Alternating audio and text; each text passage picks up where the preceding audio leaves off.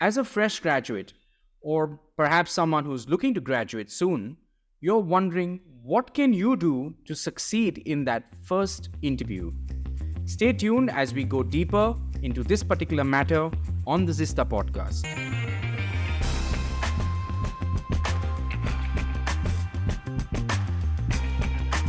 Welcome to the Zista podcast, where we invite industry leaders and academicians to answer questions that students have within a particular area.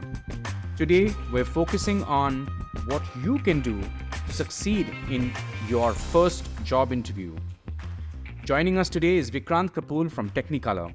He's an HR professional with over 24 years of experience and has worked with some amazing organizations like Genpact, Accenture, Conduent, and Better.com. Let's go straight into the session. Vikrant, thank you for joining us once again on the podcast. We're delighted to welcome you back and do one more smashing episode with you. I'm glad to be here again, Amit. As always, it's a pleasure talking to you. Thank you, Vikrant. Today, we're going to focus a lot on, the job hunt aspect. So a lot of students who are young grads or who are going to be graduating really soon, I think it'll be nice if we can talk about some strategies that can help them. And I thought in that context, I'll ask you a series of questions. Sure, absolutely. Very happy to. All right, let's get going. Starting with, what do you think are some of the key skills that you need to be successful as a professional? That, skills that are perhaps not necessarily taught in academic courses. That's a very interesting question. Honestly, when I was in college, hotel management, I memorized all of my course books thinking that that's really what I need to become successful. But honestly, didn't really work that way. So I would really not call it a skill, Amit. I think there are realities in the working world that are material, and those realities cannot be captured in a curriculum. I think some of these things, which are very, very critical when one starts working at a firm, is understanding the context of the people that you work with. What are their expectations? Your supervisors, what are they needing you to do? Your peers, what are they expecting of you? What do you expect to achieve from a firm? And responding to that. No one talks about that in the college, right? In colleges or as a part of our curriculum. I think the other thing, which is probably underplayed a little bit, is the great Indian jugaad or creative problem solving. You may not always have to traverse from point A to point B to point C to point D. You could actually take a shortcut from point A to point D much faster, but also not losing sight of point B and point C. I think another very critical, one of the things that we learn at schools and colleges is to get the right answer. The whole concept, the accent on perfection, I think that's misleading. It's always progress over perfection. I think, the last time when you and I were speaking, you talked about chipping away at it. You can never get 100% or a successful product, successful outcome right the first time. It always takes multiple steps, multiple iterations, 2 steps forward, 3 steps backward. How to not to get discouraged by that. And last but not the least, I now don't mind losing a small battle for a bigger win, right? There will always be small things at workplace that will bother you tremendously. But in the larger scheme of things, they don't matter. They really don't matter. All that it needs is putting your mind to an outcome that you need in a day, in a month, in a year, for your team, for your firm. I think these are the things that we don't discuss at school. These things, and probably you can't change that either because you can't bring that whole working experience to a college or a school. But these are things when one starts focusing on, when you start working, I think it translates into defining a very successful career. Thanks, Vikrant. I think the advice that you gave is really grounded and rooted in realism. So I think students will really benefit from this. And, you're not saying anything which is textbook stuff. It's really stuff that you've learned in your life, you've seen in action. So it's really happy that you're sharing this. Yep, glad to. Yes. Right. Vikrant, I wanted to ask you, there are some subject areas where you have a really large number of students graduating in those fields. So you have a lot of graduates and perhaps fewer jobs. So If a student is thinking, how can I leverage my academic experience to stand out? Is my academic degree enough? Should I look at some add on qualifications? Should I look at some relevant work experience prior to attending my interview? This is a lot of the questions that are swimming in the minds of students. So, anything that you could, say at this, what can students do to actually stand out at the interview or maybe just before? How can they prep themselves to do well in the interview? I think I wouldn't undermine the importance of academics. I think the academic study, the knowledge of a subject is important, continues and will continue to be so. But there's a very strong role of what is beyond academics. And that is becoming very, very relevant in key. I think, not to also overemphasize the focus on academics, I think we all know instances of school and college dropouts who've become massive. They've become massive successes on the back of their passion, ingenuity, application, and bias for action. I think that's where I'd like to focus a little bit on. What are our students learning aside from the academics? To the point that you made, what beyond academics? I've frequently, in my role here at Technicolor, at my previous firms as well, I've frequently come across students who are going through college and seek opportunities for internship. Two things that happen. One, several firms have very strong, very well-established internship programs that run for 2 months or 3 months, 6 months as well. But the second, it's very impressive that a lot of our young talent today is eager to learn more, is eager to participate in the job market, is eager to learn at a firm real time, and that sets them apart. The other thing that happens when someone joins or does an internship, they're able to translate their academic knowledge into material experience. They're able to live what they have learned in the school in an office through an assignment by working alongside others. It expands their capability, right? You've got the theoretical knowledge, and now you've been able to implement, and you can see what challenges does one encounter in practical implementation of that theoretical knowledge. Interestingly, at Technicolor as well, we run academies with a network of partners that provide folks who have an interest in animation, visual effects, gaming, in the computer graphics sector, structured programs over 2 to 6 months. And a lot of young talent is participating in these programs. I don't think it is only about your curriculum or your course anymore. You've got to go beyond it. You've got to learn more. If someone has an opportunity to do an internship at a firm, pick up an additional course, learn, experiment, fail, make new friends, in new ecosystems. But my advice would be not to limit oneself only to the academics.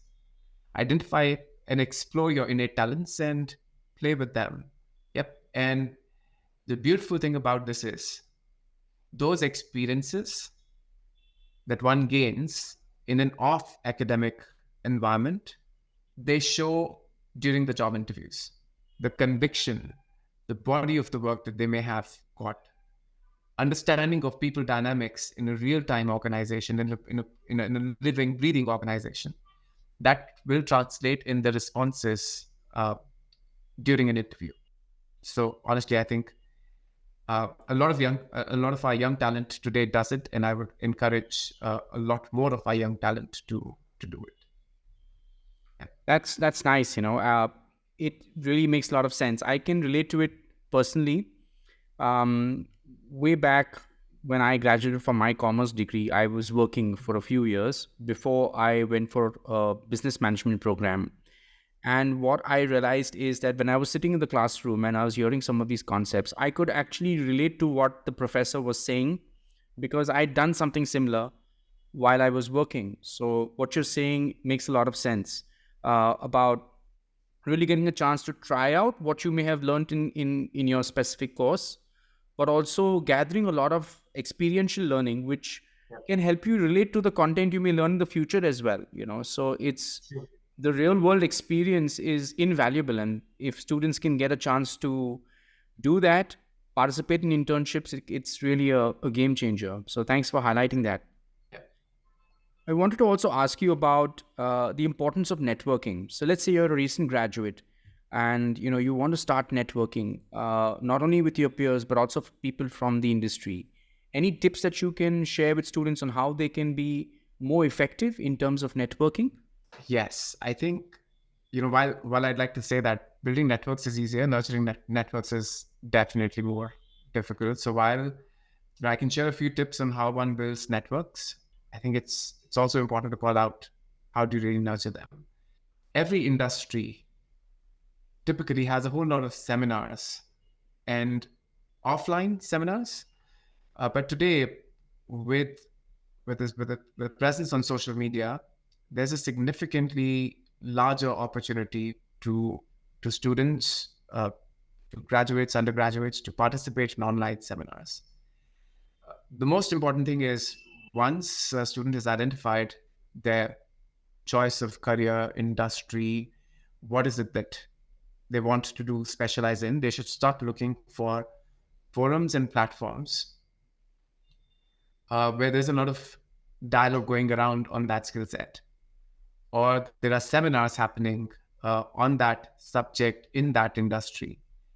On the technology side, for instance, there's a lot of groups. There's a lot of groups where technologists who are expert in a certain programming language, they get together, they work together, they solve problems, they solve bugs, they create new use cases, and then they build new models for new use cases using that programming language in different industries.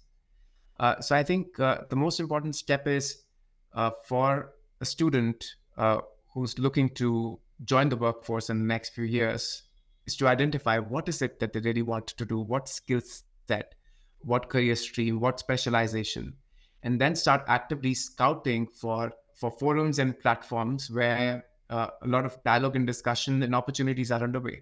That is one. Second, I think they should reach out. LinkedIn today is a massive, massive platform where you can pretty much reach out to anyone. You can ask questions, you can seek consultation, you can ask for an opportunity to work at a firm as an intern, right? The good thing is a lot of organizations and firms are welcoming to students who are seeking support. That again goes to building the network, right? When you've worked in an organization, you get the opportunity of working with folks in an entirely different setup, and that really becomes a network. I think what typically happens is a lot of inertia. A lot of times our workforce, young students, they don't want to start a conversation. There's either inertia or there's a fear in the mind, okay, will this person like it? What if the person doesn't respond? Don't let that come in the way of your starting the conversation, right? People look out for talent that speaks up for themselves. So every time a student or a graduate would reach out to a leader on LinkedIn, more often than not, there will be a response. If nothing, it'll be a no. That's all right, right? But trust that the energy will pick up, right? If you reach out to other folks, if you start interacting with other folks on different platforms, forums, seminars, learning opportunities, internships, etc., you'll come across people, and that group of people will start forming a network. Don't let the inertia of engaging a conversation or taking the first step come in the way. To me, that's very, very important as an advice, Amit, as well. Vikrant, it's a lot about overcoming your own beliefs or limitations that you may be imposing on yourself. You could even say overcoming your own fear. But when you start taking those steps, you really get a good response. So I think that's really nice the way you put it. Yep. Vikrant, I wanted to ask you two more questions. One of them relates to the element of searching for a job. So sometimes people are, it's common that many people know what they want to do. And sometimes you have people who may not be as clear about what they want to do. But when they're searching for jobs, are there anything that students can do to be more productive, or any mistakes that they can avoid? Definitely. I think, but before talking about the mistakes that students looking for can avoid, I think the one thing which is a given before any job interview is being ready for that job interview, right? yes, there are no shortcuts to success. So preparation for that job interview, understanding which is the firm that you're interviewing with, who are going to be the interviewers, what kind of questions are being asked, what kind of questions have they asked in the past, what kind of, who joined the firm in the previous years. Going back to the question on networking, reach out to joiners from the same college or a different college or anyone, in the ecosystem who joined the firm previously, get onto Glassdoor, find out more, right? I think all of that is a part of preparation. It's a must do. You miss any of those elements and you skip a beat, right? But I think there's a lot more which also happens during an interview. And I'm, probably going to share some of that from my own experience, which was 24 years ago, I guess. I was always a nervous interviewee. The fear of unknown. Who are the interviewers? How would they perceive me? I knew the answers to one of those questions, right? Of course, you know who the interviewers were, the firm that you were interviewing for. But there was always this massive overhang of an interview that would frighten me, make me very, very anxious. I used to overthink. I'd be worried, etc., etc. So anyone who has that fear of how am I going to perform during the interview, what kind of questions am I going to get asked? My advice is to interrupt that process of overthinking. Do something that engages your motor skills, literally, something that engages your muscles to do something. Maybe do a mandala art, draw something, paint something, write something, take a walk. It calms the nerves. And if for some reason, one is still anxious, the other reality about anxiety or nerves is that they're there, they exist, and they're feeling like just any other feeling, right? One's got to acknowledge it and move on. Don't let that feeling take over, because once you're inside that interview room, it typically and always it falls in place when you hear your own voice answering the first question. Your voice will find you, and you will be able to give your best to the interviewer. But at the same time, do not lose the track of preparation prior to an interview. Very, very critical. Cannot overstate it. Thanks, Vikrant. That was a really good response. And I think there's some tips there that students can use to really excel in the interview. It could be their first interview or perhaps even one that's happening later in their career. But the advice about preparation and, searching the firm, connecting with people, looking at reviews on Glassdoor, all of them are really relevant. And I think students can benefit from this advice. How can graduates prepare themselves to excel in job interviews, especially if it's their first professional interview? I used to do this, so hotel management, I studied at Champusa, and I would go back to graduates from previous years and talk to them. How's this perk? How's this property? What have you learned? So I think it's a lot about research and prior to the interview. Awesome. Thank you once again for being on the podcast. I really enjoyed this discussion and, learning from you, getting some great insights. So thank you once again, Vikrant. Thank you so much, Amit, for having me over. It was a great interaction. Look forward to our meeting soon. There's so much we learned from Vikrant. He shared experiences, gave us some good advice, and all of that was grounded on his real-world experience and insights. I hope you enjoyed this session. Subscribe to our channel on YouTube. Keep getting notifications as and when new content goes live. You can follow us on Google Podcasts, Apple Podcasts, and Spotify. Our handle is the Zista Podcast. This is your host, Amit Ahuja, signing out. Till we meet again, we'd say, stay curious.